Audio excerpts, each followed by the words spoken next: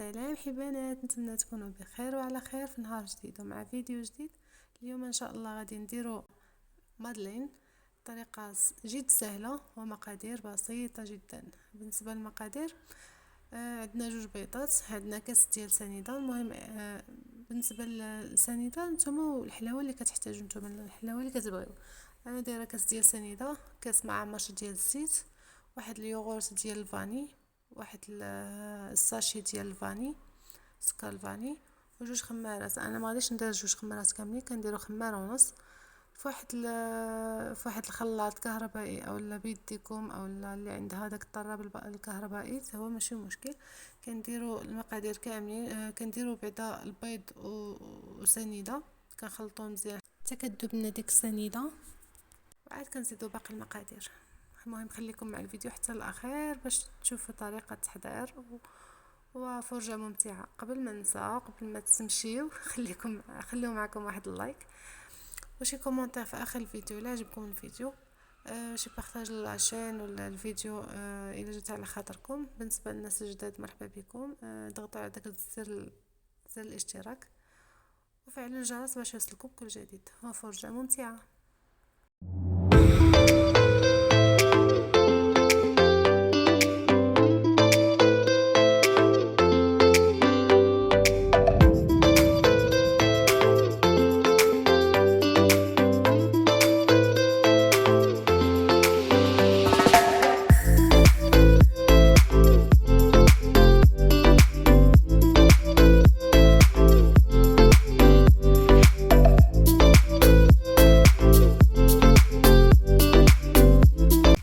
ولتصحيح الذوق كنزيد واحد القبيصه ديال الملحه، شويه ديال الملحه وصافي.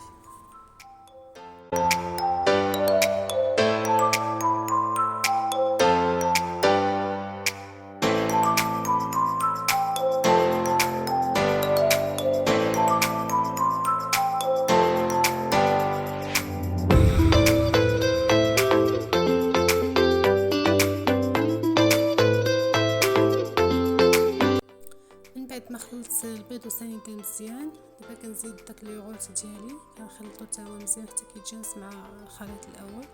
وعاد كنزيدو الزيت تدريجيا، يعني مع التخليط مع تحرك، يعني هو كيتخلط وانا كنزيد في الزيت تدريجيا حتى كنسالي داك الكاس.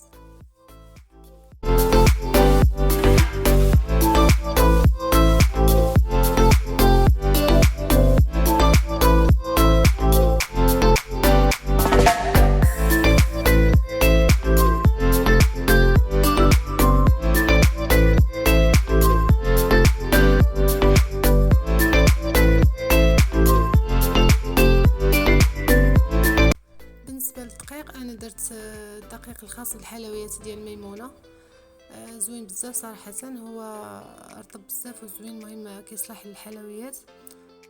درت جوج كيسان ديال العنبه، الكاس العبار بالكاس العنبه جوج كيسان، وخماره ونص ديال الحلوه داك بيكين باودر، يعني تقريبا شي 12 غرام.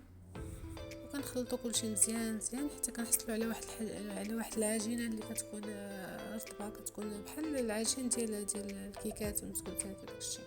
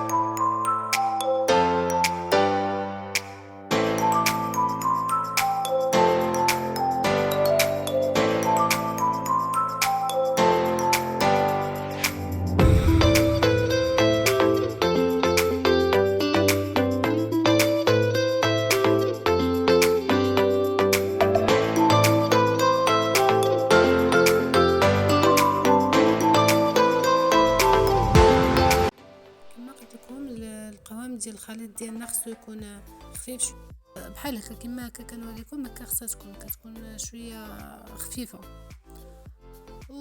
وصافي. وكنعمرو داك الكواطات ديالنا، ما كنعمروهمش بزاف، كنعمرو غير النص فيهم حيتاش غير كتنفخ، ما تزلعناش عاوتاني على هذوك الكواط ديال المادلين، كنعمرو فيهم غير النص. وبالنسبه اللي بغى يعمر المادلين من الداخل بشي حاجه، انا غادي نعمر هنا، غنوريكم كيفاش عمرت بالكونفيتور ديال المشماش.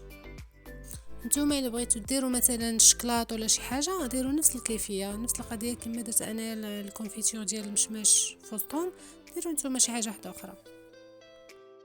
بغيتو تخليهم خاويين من الداخل ما تعمروهم بوالو، كيجيو زوينين بزاف، يعني سواء عمرتوهم سواء ما عمرتوهمش كيبقى المذاق لذيذ بزاف. وبالنسبه للتزيين من الفوق، مثلا الا بغيتو تزينوه من الفوق كيجيو زوينين بزاف. الا بغيتو تزينوه مثلا بالكونفيتور مع الكوك ولا بالفيرميسيل ولا شي حاجه، كيجيو زوينين بزاف ناضيين، كيجيو واعرين. غير هو كما قلت لكم ما تعمروش داك الكواغط بزاف، ديروا غير النص، حيتاش انا راه بحال عمرتهم داكشي باش المهم اشي ما عمرتش بزاف، زعما ما عمرتهمش بزاف، واخا هكاك راه جاو فايضين على الكواغط ديالهم. دونك ما تعمروهمش بزاف، ديروا فيهم غير النص، حيتاش انا كنت عمرتهم وفاش درت الكونفيتور زدت من فوقهم عاوتاني داكشي باش صحوا ليا فوق الكواغط.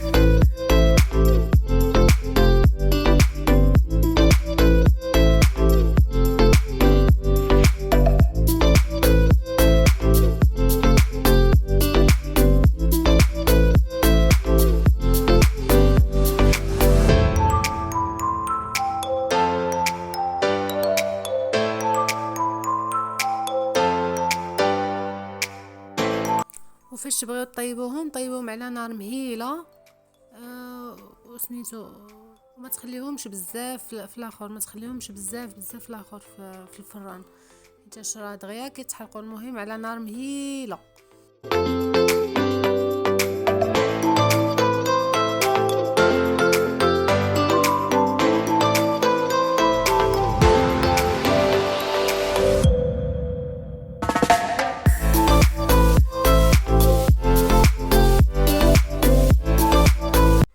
المهم هذا هو الشكل النهائي ديالهم، عرفتي كيجيو زوينين بزاف ورطب ولذاذين. نتمنى تجربوهم، نتمنى يكون عجبكم الفيديو. الا عجبكم الفيديو ما تنساونيش بواحد اللايك وبشي كومونتير زوين بحالكم. ما تنساوش شي بارطاج الفيديو. وبالنسبه للناس الجداد مرحبا بكم، ضغطوا على داك زر الاشتراك، راه مرحبا بكم وفعلوا الجرس باش يوصلكم كل جديد، وفي فيديو اخر ان شاء الله.